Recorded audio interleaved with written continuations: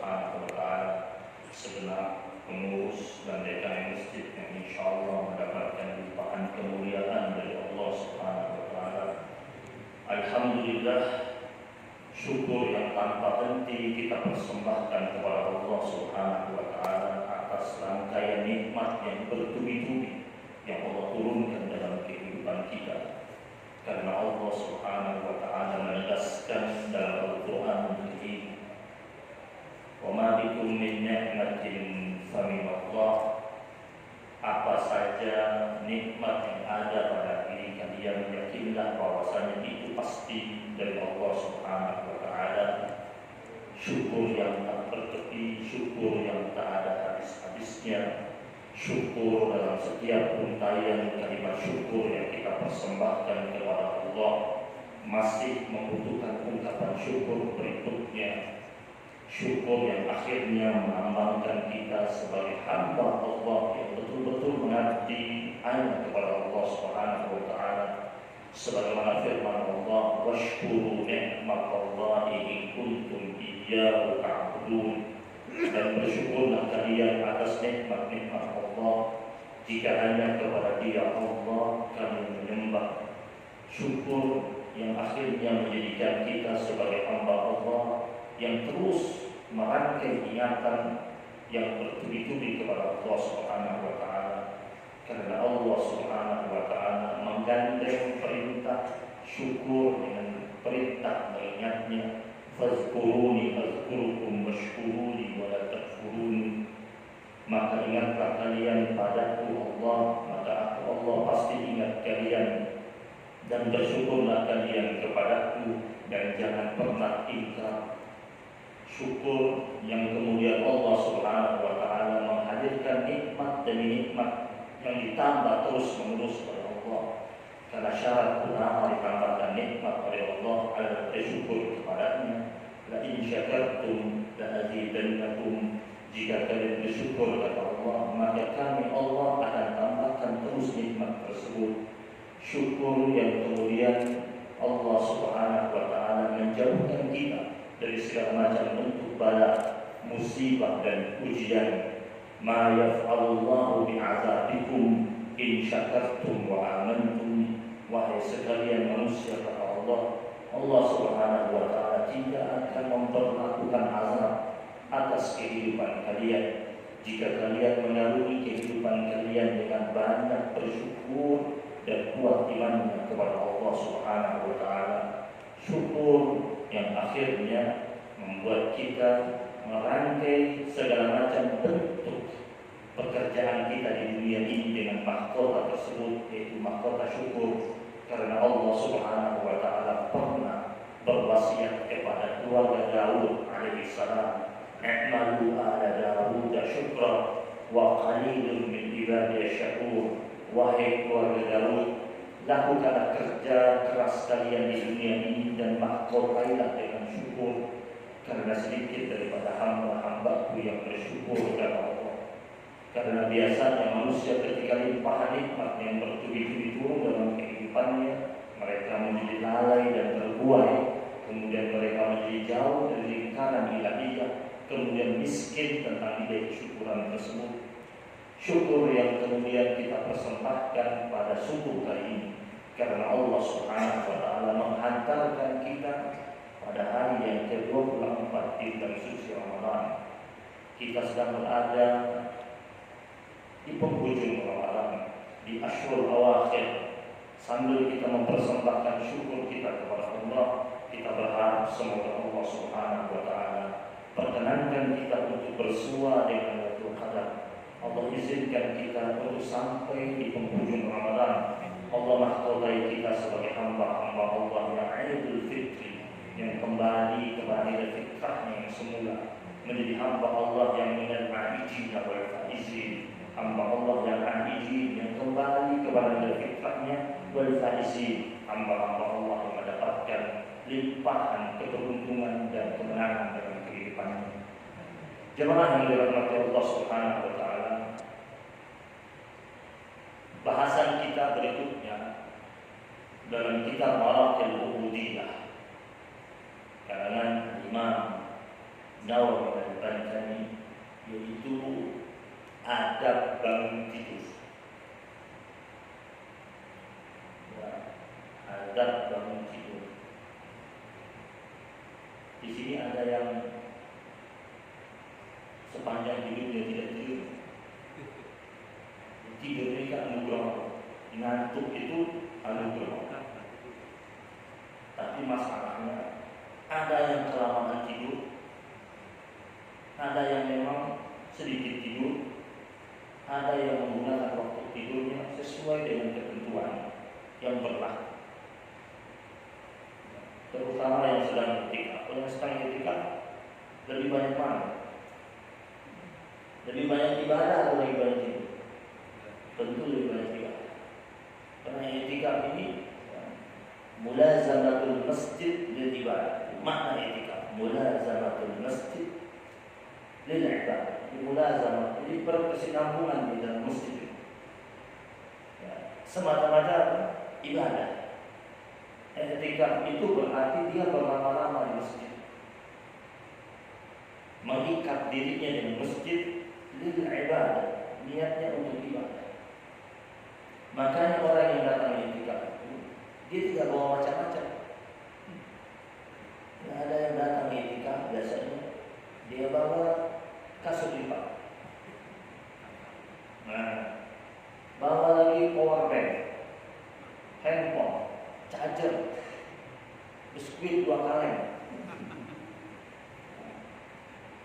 termos. Itu mau etika atau mau camping? Orang yang mau etika itu prihatin, ikut sesuai Rasulullah SAW, dan amalan yang dia kerjakan cuma 3: tilawatul Quran, sholat, sama zikir. 3 itu. Tidurnya sedikit. Jadi bukan pindah tempat tidur, tapi sedikit tidur. Dan lebih sering dia menyendiri ketimbang berkelompok. Ini kadang-kadang etika masjidnya besar, ada grup-grupan, kumpul ber-3, ber-5. Kumpulnya boleh ketika lagi makan nasi kebuli, pas lagi sahur. Selain itu nggak boleh. Kalau mau murni etika, ini etika kan ada 2 model nih. Ya, ada yang namanya murni etika, ada yang namanya semi etika. Ada semi. Yang semi etika itu etikanya dari habis tarawih sampai subuh. Habis subuh pulang ke rumah istirahat, karena kebetulan masih ada aktivitas yang harus dia lakukan, dan itu pun wajib dia kerjakan, maka dia ambil yang semi etika. Tetapi yang murni etika, yang mengikuti ala gaya etikanya Rasulullah SAW, itu mulazamatul masjid. Ketika dia sudah dapat cuti, kalau dia profesional, dia bekerja di perusahaan, di kantor, kemudian dia dapat cuti dia ambil di etika, dia tidak keluar kecuali doruri. Penting sekali baru dia keluar. Kalau tidak, bahkan tidak berbicara kecuali penting. Etika ngobrol sama siapa? Sama Allah. Jadi kalau dia lagi sholat zuhur, dia etika waktu zuhur datang, temannya dari luar datang sholat zuhur yang tidak etika, ajak dia berbicara, dia hanya mengisyaratkan telunjuknya dulu. Dia hanya boleh jawab 1 dan 2 pertanyaan saja. Apa kabar? Alhamdulillah bikhair.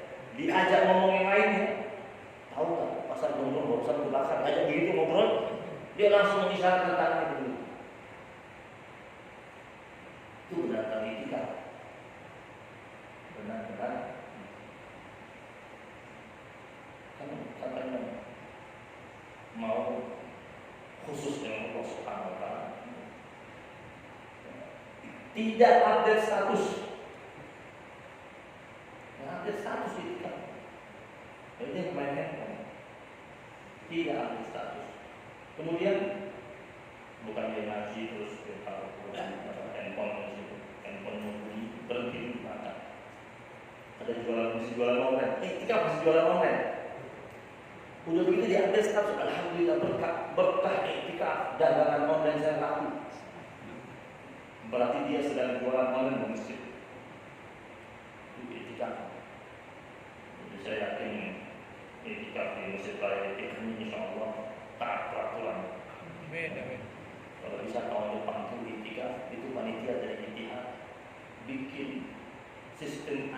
eliminasi. Eliminasi. Ini ada yang kena lampu merah, lampu merah, ada yang kena lampu kuning, peringatan. Saya pernah dulu diajak, mungkin lebih dari 10 tahun atau 12 tahun yang lalu. Ada seorang pengusaha punya tempat bagus di Puncak, vilanya sama masjidnya. Dia bikin program etika yang 40 hari. Jadi dari tanggal 20 Syakban sudah dimulai sampai Idul Fitri. Dia bikin. Dia terima 40 orang. Sama aktor rekor. Terima 40 orang. Daftar itu, pakai daftar. Didata sama beliau.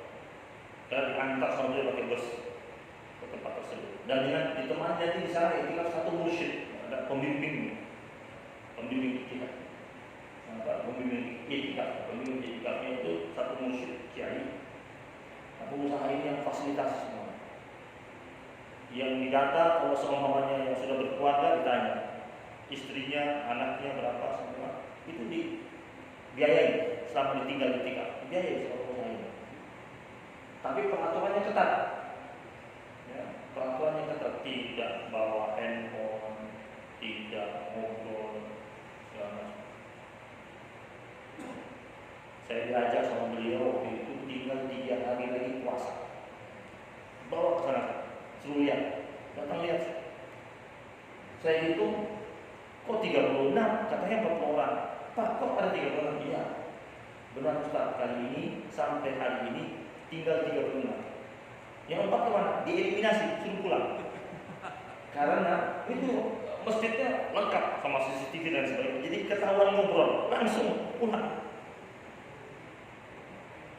Yang sampai terakhir iktikaf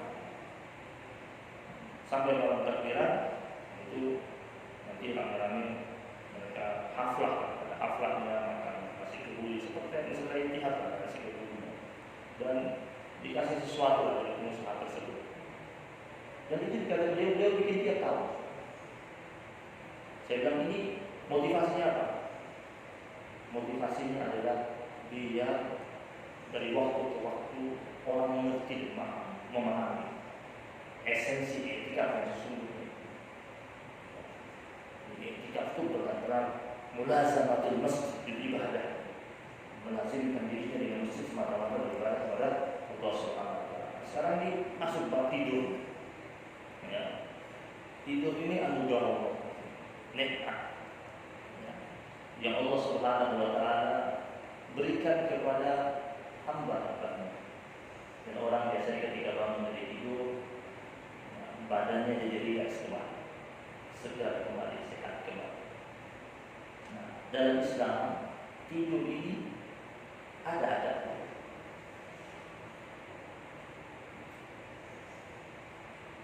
Sebelum tidur itu diajarkan oleh para ulama. Sebelum tidur sebaiknya memperhatikan beberapa adat-adat. Dan kita kadang-kadang kalau tidur suka mimpi aneh-aneh.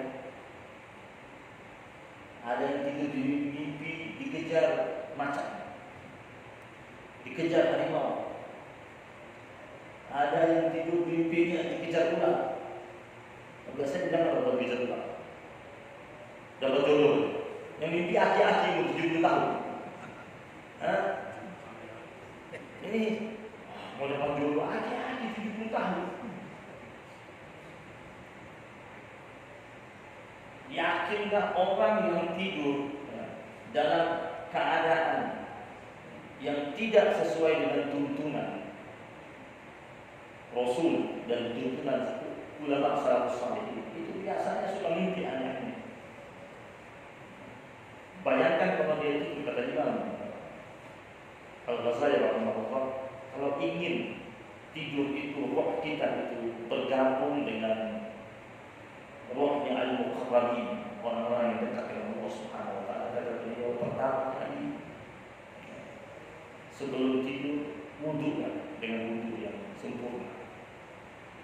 Kemudian setelah itu wudu dengan wudu yang sempurna, terus duduk di pinggiran tempat tidur itu baca Al-Fatihah 1 kali, kemudian baca ayat kursi, kemudian baca Al-Ikhlas, Al-Falaq, An-Nas, sambil ditiupkan tangan, diusapkan tubuh. Kemudian kata beliau ditambah dengan amal Rasul sampai selesai. Kemudian setelah itu baca selawat dan Nabi, lalu tidur. Kata Imam Al-Ghazali rahimahullah, dengan dia melakukan cara seperti itu, maka rohnya itu insya Allah akan tergabung dan digabungkan bersama al-muqarrabin.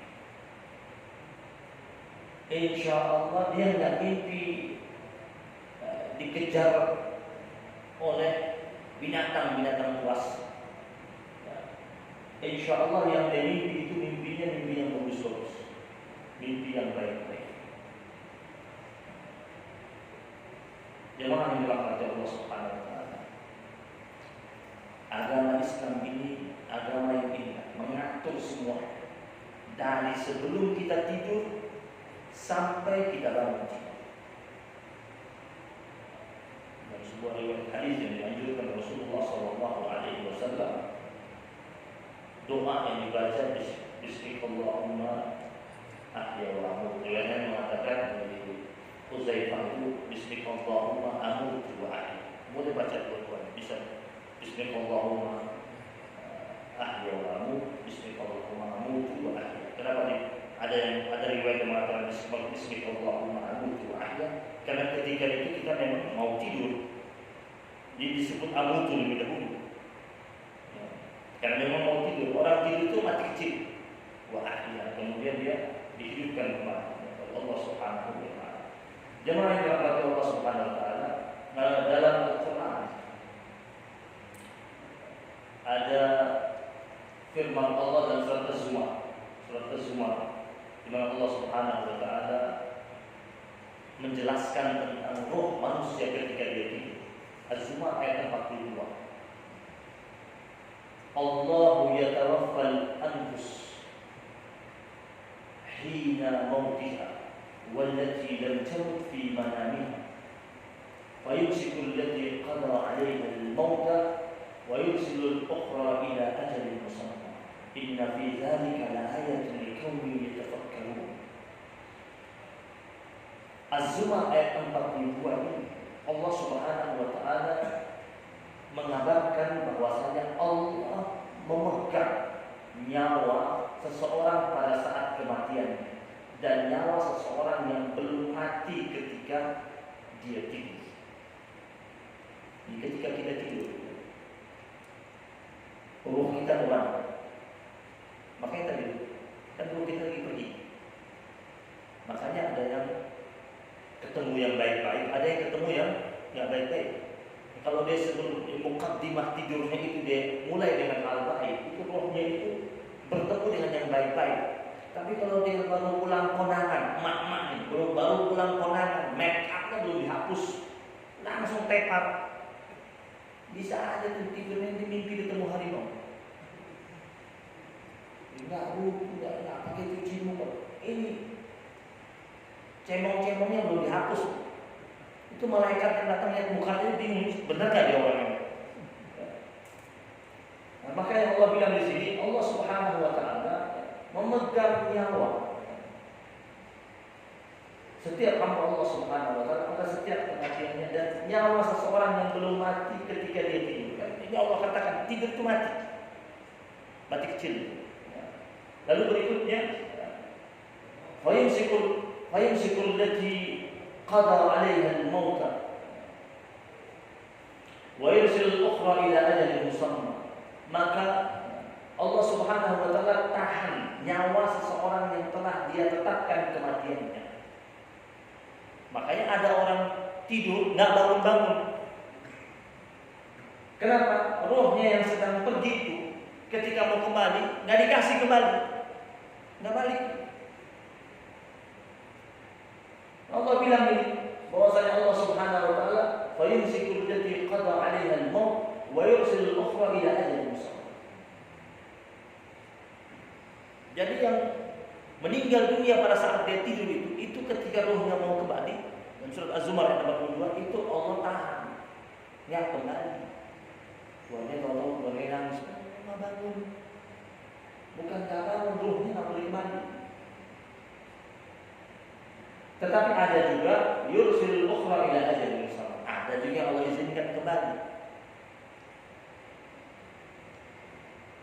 Kan sering juga ada kejadian orang tidur mimpi ketemu yang sudah meninggal, kerabat-kerabatnya sudah meninggal.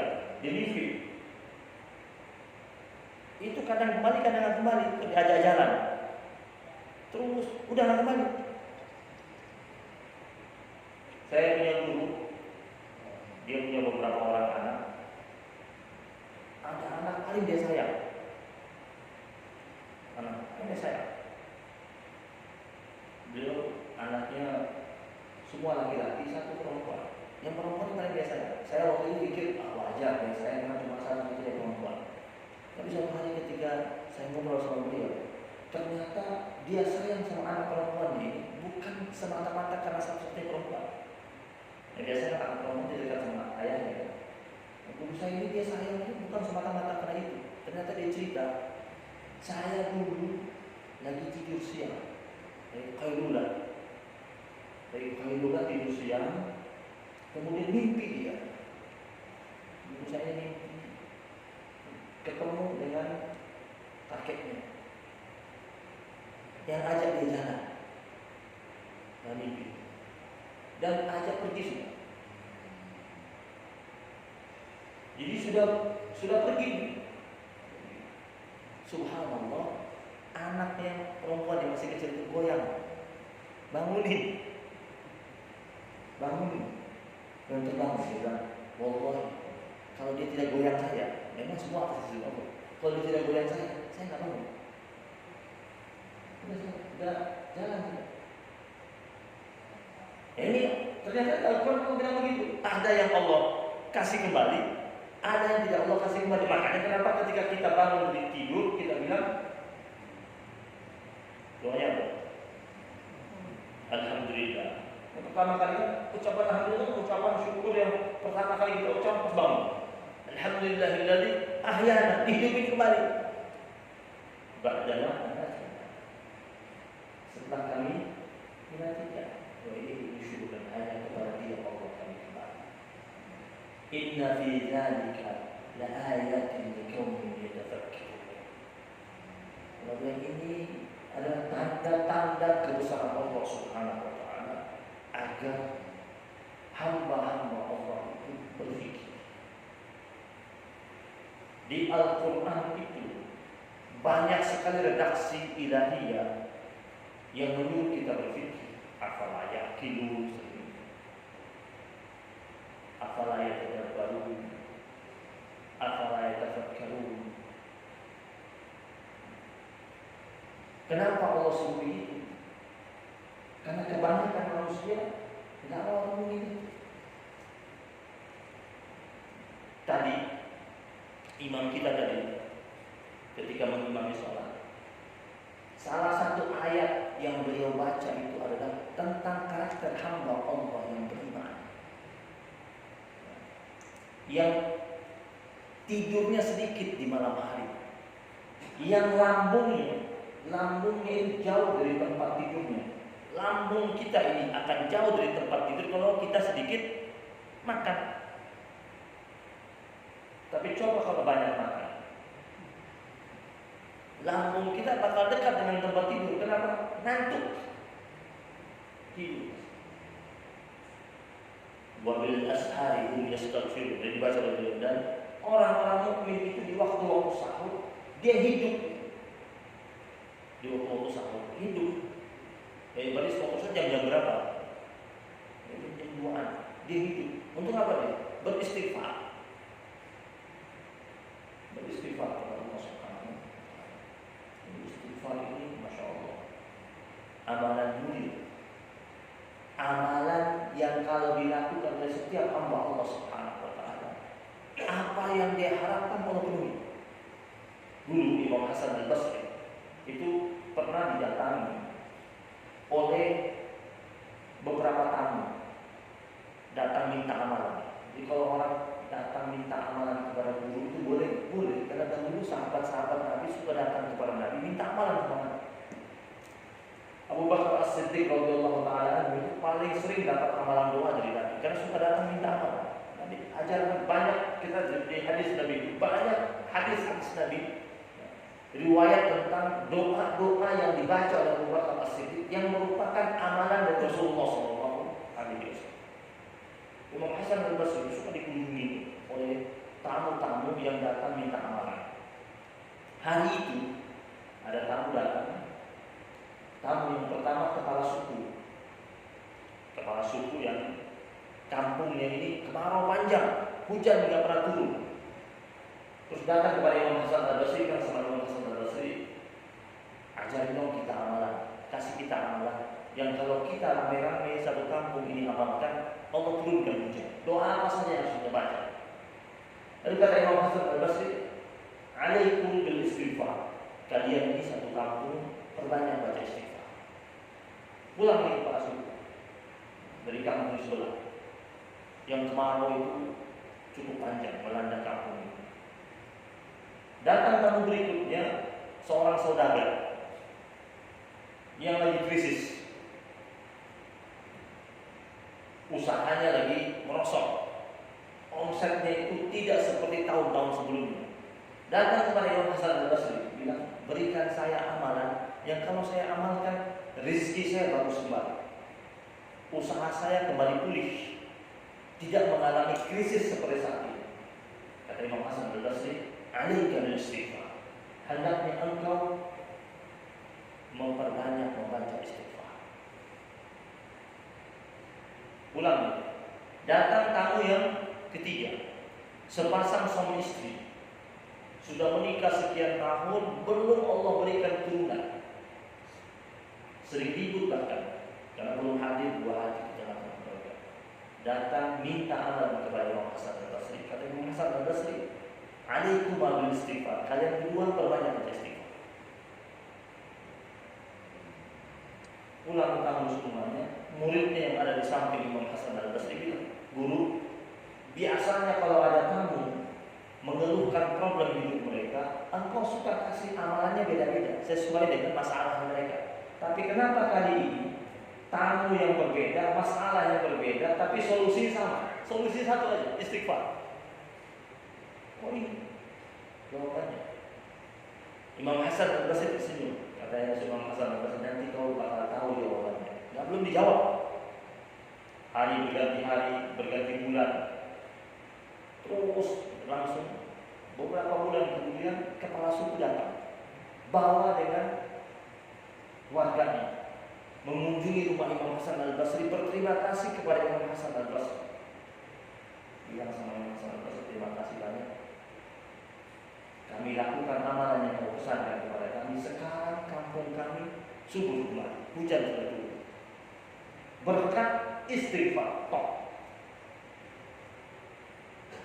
Berikutnya datang saudara, bawa oleh-oleh banyak, beri hadiah kepada Imam Hasan al-Basri. Katanya, berkat amalan istighfar yang kau ajarkan kepadaku, sekarang rezekiku bagus semua.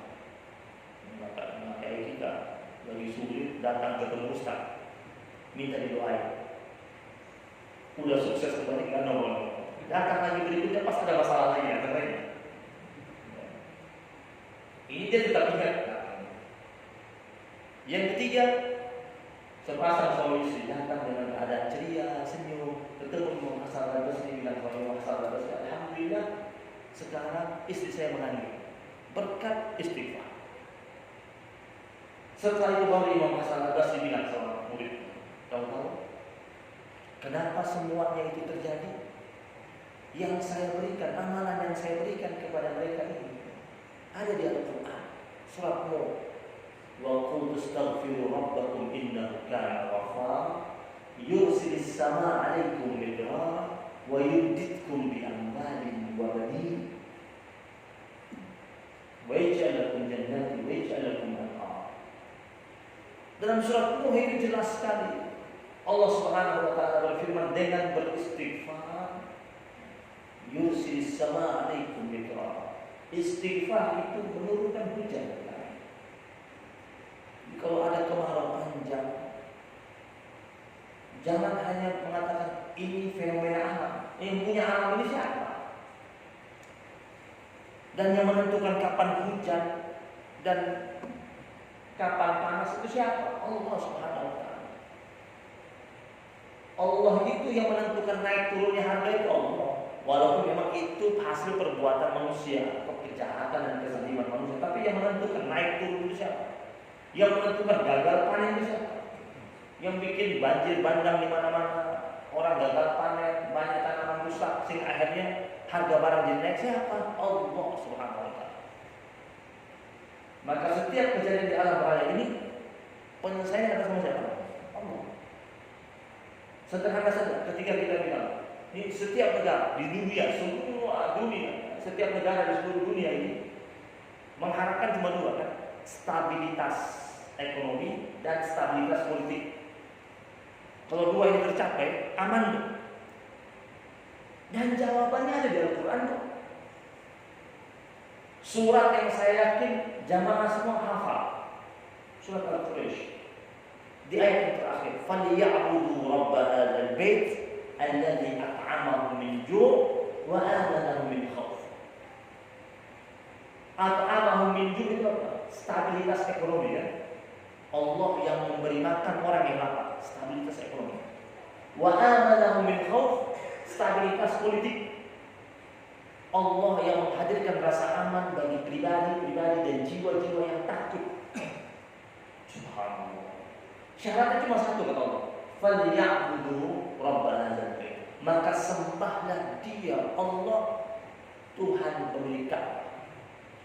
Berarti kalau menginginkan stabilitas secara ekonomi, stabilitas secara politik, syaratnya cuma satu. Benar-benar jadi hamba Allah. Benar-benar jaga akidah, benar-benar jaga tauhid. Allah begitu. Falyabudu rabb hadzal bait alladzi at'amahum min ju' wa amanahum min khauf.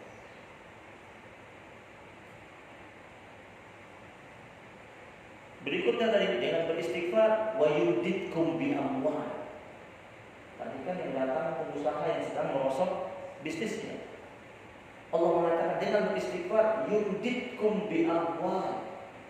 Allah hadirkan segala macam bentuk harta untuk kalian. Wa banin. Apa itu banin? Anak turunan.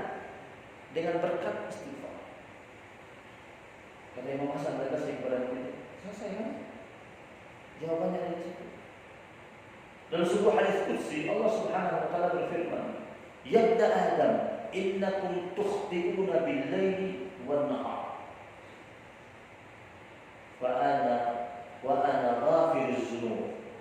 Wahai anak Adam, kalian itu sukanya buat salah di malam dan siang hari. Wa ana ghafiruz dzunub, dan aku Allah pengampun segala macam bentuk dosa. Jadi nyata sekali Allah katakan, kita ini manusia sifatnya buat dosa. Allah Subhanahu wa taala sifatnya apa? Pengampun dosa. Karena Allah tahu kerjaan kita pasti banyak buat salah. Dan Allah katakan, aku Allah ghafiruz dzunub, pengampun segala macam bentuk dosa. Fastaghfiruni, maka mintalah ampun kepada aku, Allah Subhanahu wa taala. Jadi tidak ada di dalam Islam cerita dosa sama orang lain. Untuk apa? Buat apa? Buat bangga. Masa kesalahan dibangga-banggain? Ada orang sudah jadi baik, dulu dia preman kelas kakak, udah jadi baik, udah rajin di masjid Ittihad ini. Terus duduk sama teman-temannya, habis sholat zuhur, duduk di tangga, terus tiba-tiba lihat ada preman dadakan di depan. Terus ini yang dulunya preman besar yang sudah ahli ibadah, nah, itu orang baru belajar dari preman. Dia nggak tahu saya ini siapa. Cerita, itu kan? Alah, jembatan itu sudah saya lewati, dia baru lewat di jembatan. Untuk apa diri saya? Atau ada wanita, dulunya tidak mutahajjibah, tidak pakai hijab. Sekarang sudah berhijab rapi. Masih simpan foto zaman jahiliyah. Yang belum pakai jilbab masih disimpan, apa disimpan? Masih pakai pakaian yang terbuka, masih jadi penari balet, disimpan, terus ditunjukin teman tuh dia, saya ini jahiliyah dulu 30 tahun lalu cantik kan? Untuk apa? Allah bilang, aku ini pengampun dosa. Fastaghfiruni, datangnya sama aku, minta ampun sama aku, beristighfar kepada aku. Lalu Allah aghfir lakum, aku ampuni. Aku ampuni. Dan semua redaksi ilahiyah ketika Allah katakan Allah ampuni, Allah terima taubat, kita sering temukan bentuknya itu present tense, fi'il mudhari'. Berarti apa? Segera, nggak pakai nanti. Kalau manusia pakai nanti itu. Ada teman buat salah sama kita, minta maaf sama kita, gue masih belum rela, suka bilang gitu kan, masih berat. Sudah saya udah mau maafin sih, tapi pakai tapi, masih ada tapinya. Allah nggak pakai tapi. Datang saat itu. Ada firman Allah, wa huwallazi yaqbalu tauba an ibadihi wa ya'fu 'anis sayyi'at. Dan dia Allah Subhanahu wa taala yang menerima taubat hamba-hambanya, wa ya'fu 'anis sayyi'at, dan memaafkan segala macam bentuk kesalahan hamba-hambanya. Dan kita ini lagi nunggu dan kata kita baca Allahumma innaka afuwun, ya kan? Allah mengatakan Allah itu ya'fu 'anis sayyi'at. Dan surah Al-Isra Allah Subhanahu wa taala memaafkan, fi'il mudhari lagi, rasanya sekali, segera memaafkan segala macam bentuk kesalahan hamba-hambanya. Ada kisah mengenai ayat ini. Itu saya temukan dalam kitabnya Imam Al-Ghazali rahimahullah. Ada kisah seorang pemuda ahli maksiat. Dia sering imannya lemah, sering terjebak dengan maksiat. Pulangnya nangis dia, nyesel. Nanti terulang lagi, nyesel lagi. Minta ampun sama Allah. Nah, kebiasaan dia setiap kali dia selesai bermaksiat, dia pulang ke rumahnya, dia menyesal, masuk ke dalam kamarnya, dia buka buku catatan hariannya, dia catat dosa. Dia catat.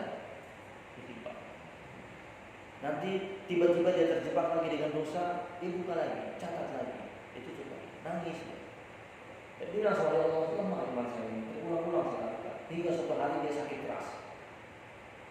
Dia sakit yang menghantarkannya kepada kematian, meninggal dunia. Ketika dia meninggal dunia, kerabat yang ngurus jenazah, mandikan dia, kafankan dia, sholatkan dia, kemudian dikuburkan. Selesai dikuburkan, jamaah sekalian, beberapa hari kemudian kerabatnya masuk ke kamarnya, rapikan kamarnya. Ketika sedang rapikan kamarnya, ditemukan di kamar itu ada sebuah buku catatan yang dia tulis bagian depannya, inilah dosa-dosa. Keluarganya belum pernah tahu sebelumnya ada tulisannya. Dengan sedikit gemetar keluarganya buka. Kepo juga ya, ingin tahu. Buka. Halaman paling depan dia tulis dengan indah firman Allah, wa huwal ladzi yaqbalu tauba 'an ibadihi wa ya'fu 'an sayyi'at. Jadi dia masih punya harapan besar sama Allah. Karena Allah berfirman, dia Allah yaqbal, menerima taubat hamba-hambanya, wa ya'fu, dan memaafkan 'an sayyi'at, segala macam bentuk kesalahan hamba-hamba. Dia catat di halaman paling depan. Akhirnya berikutnya keluarganya ingin tahu apa saja sih yang dia buat, inilah dosa-dosa, kan berarti banyak. Dibuka halaman berikutnya, kosong, bersih, tidak ada. Keluarganya ini bagian depannya tulisnya inilah dosa-dosa. Terus yang mana? Dibuka, tidak ada. Lihat kuasa Allah, kuasa Allah. Allah tidak izinkan orang terdekatnya sekalipun melihat tulisan dosanya. Hilang, tidak ada sama sekali. Bayangkan dosa Allah SWT. Kalau ingin tunjukkan Allah gampang untuk pulihkan dosa, maka kata Allah yang diskusi, fastaghfiruni, segera datang.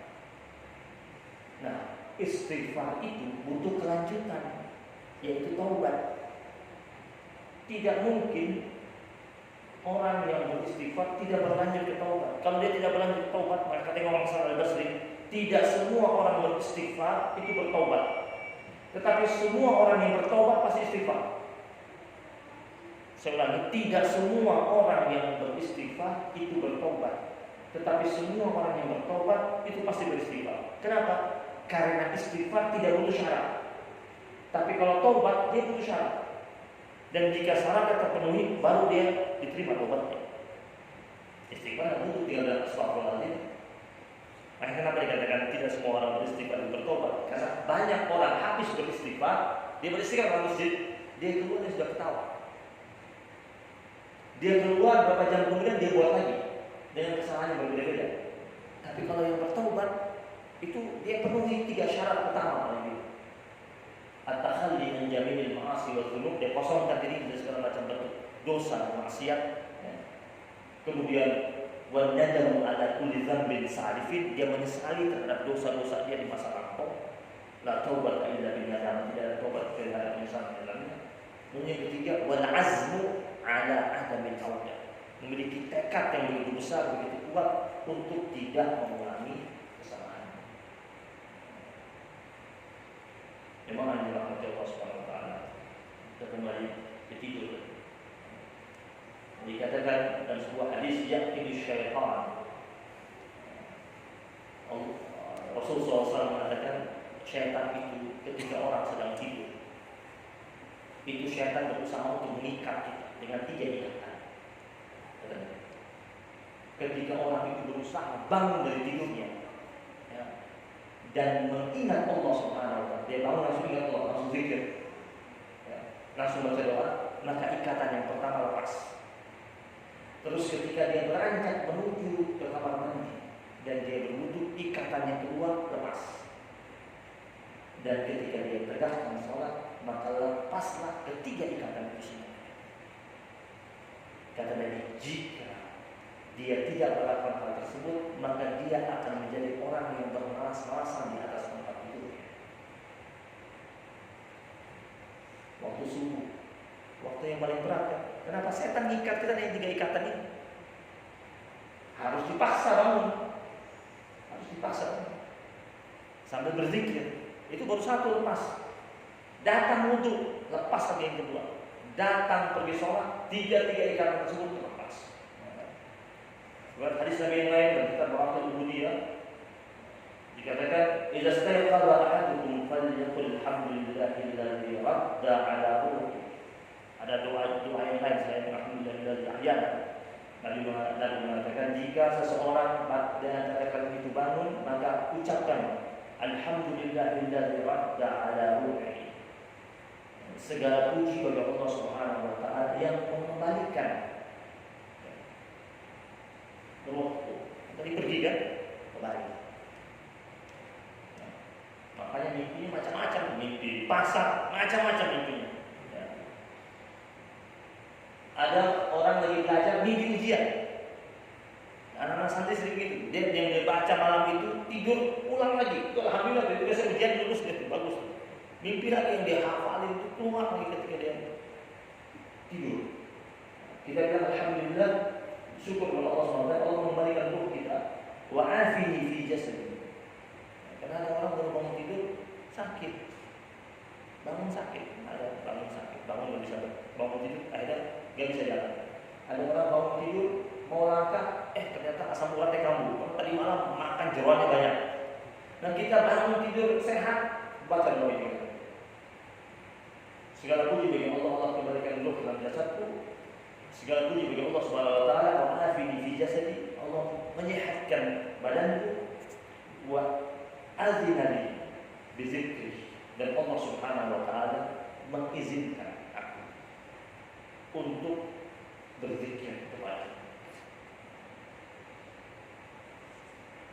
Riwayat dari Aisyah radhiyallahu taala anha yang terakhir, dan kita bahas dari dia, dari Aisyah radhiyallahu taala anha, Nabi saat terbangun dari tidurnya membaca la ilaha illa anta subhanakallahumma astaghfiruka li dzambi.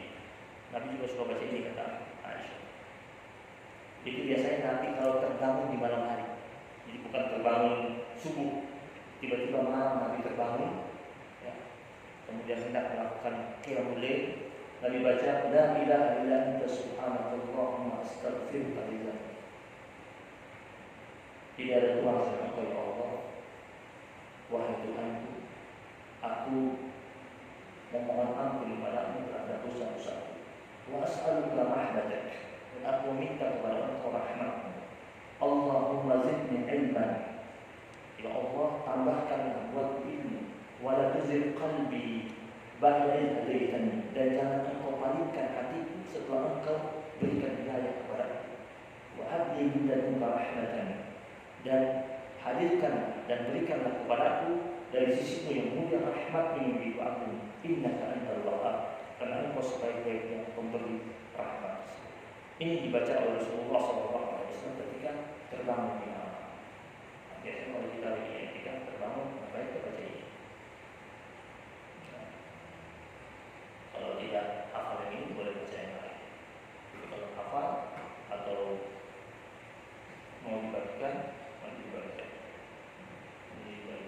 biasa bisa amal ini, ya, yang biasa dibaca oleh Rasulullah SAW ketika terbangun di tengah malam.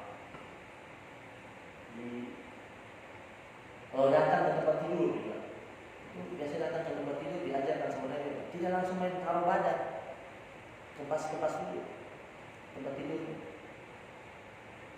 Ya. Nah, kita nggak tahu siapa yang lagi rebahan di situ. Apalagi kalau sempat tinggalin kamar itu 3 hari, 4 hari, datang dikemas dulu, kemudian doa baru. Jemaah yang dirahmati Allah Subhanahu Wa Taala, semoga Allah hadirkan kebaikan buat kita. Allah Subhanahu Wa Taala berikan rahmat buat kita, jadikan Ramadan kita Ramadan yang mulia. Allah hilangkan wabah yang menimpa negeri kita ini. Allah kembalikan negeri kita normal sebagaimana sedia kala. Allah jauhkan negeri kita dari mara bahaya, dari krisis, dari ancaman. Sekarang kita hanya punya satu kekuatan, doa. Alhamdulillah masih banyak masjid-masjid seperti ini hari ini yang diisi dengan jamaah-jamaah subuh yang banyak. Karena doa itu senjata kita saat ini. Kita tidak punya kekuatan lain. Seluruh dunia mengalami perubahan saat ini. Seluruh dunia mengalami krisis. Dan kita sebagai hamba Allah yang beriman hanya punya satu kekuatan paling utama, senjata pamungkas, doa. Khususnya apalagi pada bulan Ramadan, bulan mulia, bulan yang penuh dengan keberkahan, bulan yang menghadirkan kebaikan, bulan di mana kita bermunajat kepada Allah, hadirkan apa yang kita minta. Maka minta yang terbaik buat kita, keluarga kita, anak turunan kita, dan negeri kita yang kita cintai. Semoga Allah Subhanahu Wa Taala hadirkan keberkahan buat kita semuanya. Rabbana taqabbal minna innaka antas samiul alim, wa tub 'alaina ya rabbana innaka antat tawwabur rahim. Wa sallallahu ala nabiyyina Muhammadin nabiyil ummi wa ala alihi wa sahbihi wa baraka wa sallam. Alhamdulillahi rabbil alamin. Wabillahi taufiq hidayah. Wa a'udzu bikum. Assalamualaikum warahmatullahi wabarakatuh.